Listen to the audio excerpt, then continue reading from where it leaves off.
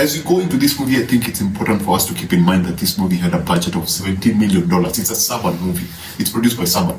And surprisingly enough, it wasn't a bad movie. And I wish to start with the bad things rather than starting with the good and then going to the bad. Or rather, we reverse this, because this is one of those films that it's hard to review, because you can actually see what they were trying to do, understand what they were going for, and with that budget, they were able to create something that was actually entertaining. Anyway, with that budget, the CGI looked way better than I thought it was going to look. But the compositing part, whereby you mix the realistic characters with the CGI characters, was extremely wonky. I mean, there's a point whereby they are running, they're on top of something and they're moving really fast, and you can actually tell the background and the main characters are separate elements. And there are some shots that you look at and go like, wow, that's a bit obvious. That's a bit obvious poor compositing scene. But then when you think about what's going on behind the scenes and the budget that they have and the characters themselves, I don't think they will be able to create what they were going for. I think they were limited. Now, the visual effects, as much as they were really good, because for, again, that budget, they were able to create something that was almost perfect. By almost, I mean that there are some obviously really bad CGI. You can actually look at some of the characters and go like, this looks like a character from a video game. This looks like a character that was created by an amateur on Blender. Some characters looked like, some things looked that way. But again, the budget. The story in itself was good, but the script didn't really serve the story very well, because the dialogue sometimes were kind of obvious. The dialogue feels like it was created for kids. It was created not to take itself seriously. It was created to make everything sound and look obvious. It was created to make the dialogue look and feel soft for a young audience. That means as an adult, when you're watching them communicate and when you're watching where a scene is going, you feel and expect, based on the fact that you interacted with better movies, you feel and expect them to take the dialogue somewhere much slightly further, but they don't. They keep reverting back to the normal, generic, safer approach to dialogue and the story, and generally everything just feels made for kids. I think that's the right word to put it. I think that's the right word to use. Everything feels like it was made for a younger audience in terms of the script, in terms of how the director chose to take the story. Now, the characters are pretty interesting.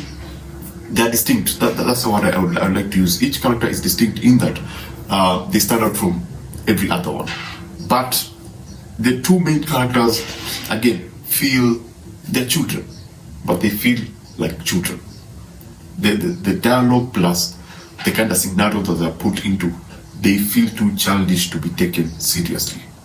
Some events happen and you're like, this thing is happening, but it's going to be okay, because they've not established that idea of consequences, where you go like, when something happens, there are consequences. Nothing in the future, nothing positive will happen in the future. So when some events are happening, you feel like there are no consequences. You know that everything is going to be okay. When sometimes it felt like the story was a bit bloated. Now, I'm not against this. I'm fully for this, because it's an adventure fantasy movie. So they had so many things crammed into one, and sometimes I would feel like, whoa, stop, slow down before you move to the next place.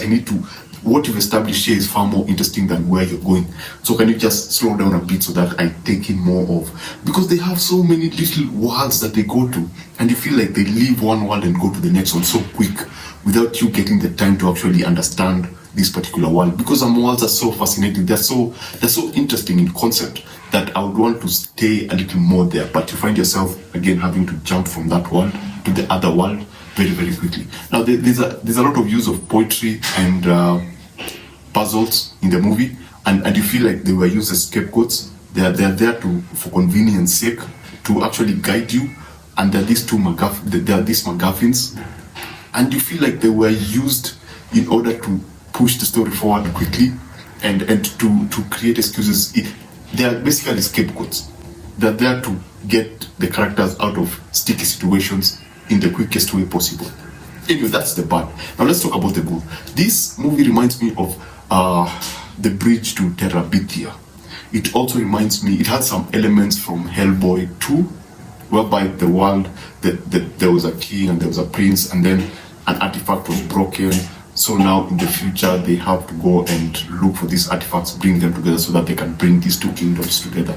It actually had a very heavy element on Hellboy 2, I think. Yes. And then there's also an element of Alice in Wonderland, them dropping into a world that they've never been to before. There's also an element of Chronicles of Narnia, talking animals, which are very well done. Now, as you go into the goods, one of them is they were able to make some really, really interesting animal characters and characters in general in this particular film with a budget of $17 million. I think I've seen far more worse movies with a bigger budget than this. I think what they were able to do is exceptional in terms of character design. There are some animals that look super realistic.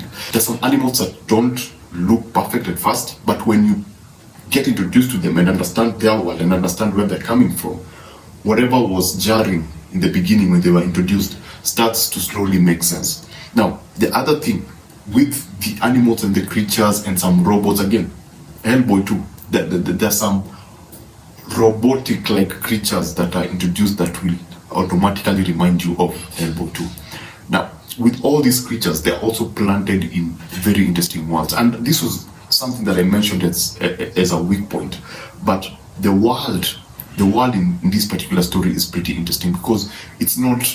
Hollywood likes to throw you into a world and then keep you there. Keep you there and then take you back to where you were before. They don't like to go deeper into the world. And with this, I felt like a proper adventure movie because from where you begin is not where you end. Oh, it's almost where you end, but you go through these smaller worlds that are this smaller world within these particular underworlds that are pretty interesting. They have their own characteristic, they have their own look, they behave, they have their own creatures that live within that world, and they're interesting in terms of concept. Now, I would have wished to stay a bit longer in one of those small pocket of worlds, but again, they had to move forward very quickly. I love the fact that each world was distinct. I love the fact that there were some very, very good experimental approach to some worlds, especially with I think it's the third act. They go to this place where it's just a bunch of knights, but I won't spoil it for you if you haven't seen it. But if I mention knights, I think you guys understand. And that for me was, it was a bit magical, and the magical element about it in terms of story, there's a very, I wouldn't call it magical, I would call it, I don't know how to call it. Basically, it reminds me of The Bridge to Terabithia in terms of the ending. Now, I'm not saying that it's the exact same thing, but it goes like, after I get to the end, my first impression was like, wow, that's pretty interesting. I didn't see that coming. Actually, I had to go back a bit and then look at the opening scenes, trying to figure out what was happening in the third end. So I would consider the story as a good story by the time you get to the end. When you get to the end, you clearly now see the overall story and some elements will start making sense. Some things that were happening in the first opening acts will start making sense. So yeah, the parents, I like the fact that they were able to push the parents back and just focus on the kids. I love the relationship between the brother-sister relationship. It was heartwarming. It was one of those heartwarming stories, and I like the fact that the sister was not annoying. She was the fun part of the story. She was the playful character, and I loved following her. I loved her relationship with the brother because it's polar opposite. You have this one person and then you have this very playful character. And whatever happens in the end, it's pretty interesting. It makes, and I love movies that invest in a good ending. They place elements at the ending that make everything that you've gone through worth a rewatch. So, if I was to give this out of 5, I would give it a 3.7 out of 5 because of the story, and this is very good for kids. As an adult, it might be very wonky, but for a kid, this is a lot of fun. There are a lot of magical elements, and the language. There's a lot of poetry, and the language is very playful and childish. Let me just put it that way. So if you have a kid, I'll probably give this a 4 if I was a child. But this is 3.7, 3.5, somewhere there. It's not the best movie, but then I would excuse it because of the budget, because they're working with a $70 million budget. And if you look at the end product, you can see the effort. You can see how the director tried to make this interesting. I also forgot about the editing. The editing was also very, very well done. And despite the fact that they jump from each world very, very quickly, the general editing within a scene, they know when to slow down, they know when to move fast. But that jumping from one part from the other is the only thing that annoyed me. So, The Secret Kingdom is a good movie if you are a child at heart, or if you have kids, or if you watch it as a family. It's available on VOD. And it's not a bad movie. Actually, let me put it this way. You have all these big blockbusters movie coming out during the summer period. If you need something to just watch with your kids, where there are no huge explosions, there are no superhero, big buildings collapsing.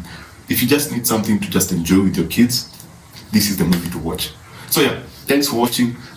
Remember to watch what you enjoy, and enjoy what you watch. So thanks for watching, and I'll see you on the next one. Subscribe, please.